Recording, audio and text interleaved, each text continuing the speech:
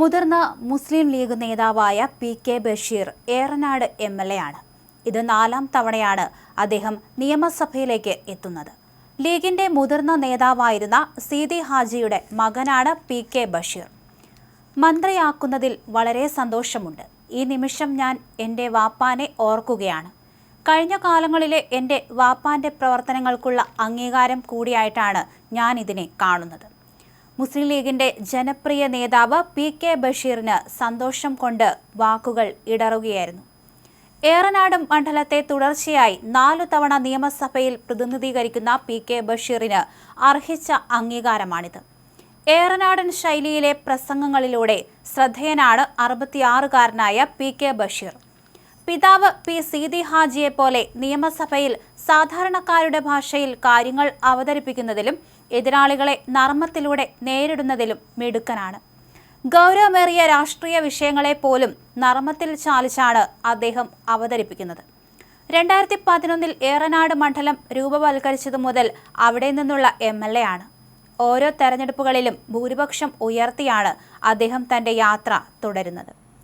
മുൻ എം.എൽ.എയും ചീഫ് വിപ്പുമായിരുന്ന സീതി ഹാജിയുടെയും ഫാത്തിമയുടെയും മകനായി 1959 സെപ്റ്റംബർ 25 മലപ്പുറം എടവണ്ണയിലാണ് ജനനം. 1977 MSF-ലൂടെയാണ് രാഷ്ട്രീയ പ്രവേശനം. മുസ്ലിം യൂത്ത് ലീഗ് വണ്ടൂർ നിയോജക മണ്ഡലം പ്രസിഡന്റ്, മലപ്പുറം ജില്ലാ വൈസ് പ്രസിഡന്റ്, സംസ്ഥാന പ്രവർത്തക സമിതി അംഗം, മുസ്ലിം ലീഗ് ഏറനാട് നിയോജക മണ്ഡലം പ്രസിഡന്റ് എന്നീ നിലകളിൽ പടിപടിയായിരുന്നു അദ്ദേഹത്തിന്റെ വളർച്ച. 2004 മുതൽ മുസ്ലിം ലീഗ് സംസ്ഥാന പ്രവർത്തക സമിതി അംഗവും നിലവിൽ സംസ്ഥാന സെക്രട്ടേറിയറ്റ് അംഗവുമായി തുടരുന്നു. അതേസമയം സംസ്ഥാനത്തെ വികസന പ്രശ്നങ്ങളിലും റോഡ് തകർച്ചകളിലും മുഖ്യമന്ത്രി പിണറായി വിജയന്റെ ഭരണത്തിനെതിരെ പി.കെ. ബഷീർ നേരത്തെ നിയമസഭയിലും പുറത്തും രൂക്ഷമായ വിമർശനങ്ങൾ ഉന്നയിച്ചിട്ടുണ്ട്. പിണറായി വിജയന്റെ നേതൃത്വത്തിലുള്ള സർക്കാരിന്റെ നയങ്ങളെയും രാഷ്ട്രീയ നിലപാടുകളെയും ലീഗിന്റെ ശക്തമായ ശബ്ദമായി നിന്ന് പി.കെ. ബഷീർ പ്രതിരോധിക്കാറുണ്ട്. എന്തായാലും സഭയിലെ താരം തന്നെയായിരുന്നു പി.കെ. ബഷീർ എന്ന് വേണം പറയാൻ. പലപ്പോഴും മുൻ മുഖ്യമന്ത്രി പിണറായി വിജയന് പോലും അദ്ദേഹത്തിന്റെ ചോദ്യശരങ്ങളേറ്റ് തലകുനിക്കേണ്ടി വന്നിട്ടുണ്ട്.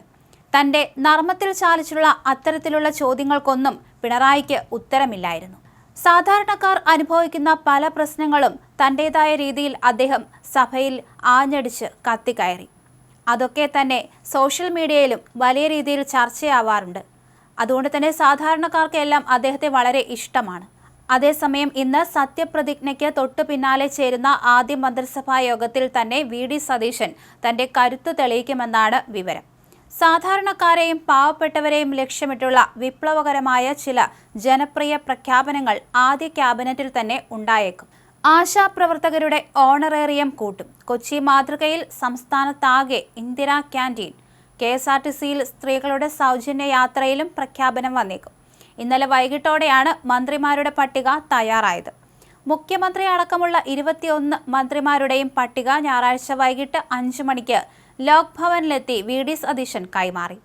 മന്ത്രിമാർക്ക് ടേം വ്യവസ്ഥ കൊണ്ടുവരുന്നത് ഉഭയകക്ഷിയിൽ ധാരണയായിട്ടുണ്ട്. എന്നാൽ തർക്കം തീർന്നിട്ടില്ല. അനൂപ് ജേക്കബും മാണി സി കാപ്പനും മന്ത്രിസ്ഥാനം പങ്കുവയ്ക്കണമെന്നാണ് ചർച്ച ചെയ്തിട്ടുള്ളത്. ഇതിനോട് അനൂപിനും കാപ്പനും എതിർപ്പുണ്ട്. എന്തായാലും അനൂപ് ആദ്യം സത്യപ്രതിജ്ഞ ചെയ്യുമെന്നാണ് തീരുമാനം. എന്തായാലും ചരിത്രത്തിൽ ആദ്യമായി മുസ്ലിം ലീഗും മന്ത്രിസ്ഥാനത്തിന് ടേം ഏർപ്പെടുത്തി. കോഴിക്കോടിന് മന്ത്രിസ്ഥാനമില്ലാത്തതിനാൽ പാറയ്ക്കൽ അബ്ദുള്ളയെ 2.5 വർഷം കഴിഞ്ഞ് മന്ത്രിയാക്കുമെന്ന് ലീഗ് പ്രഖ്യാപിച്ചു. ആരാണ് ഒഴിയേണ്ടതെന്ന് ഇപ്പോൾ ലീഗ് പുറത്തു പറഞ്ഞിട്ടില്ല. മന്ത്രിമാരുടെ വകുപ്പുകളിലും അന്തിമ തീരുമാനം ആയിട്ടില്ല.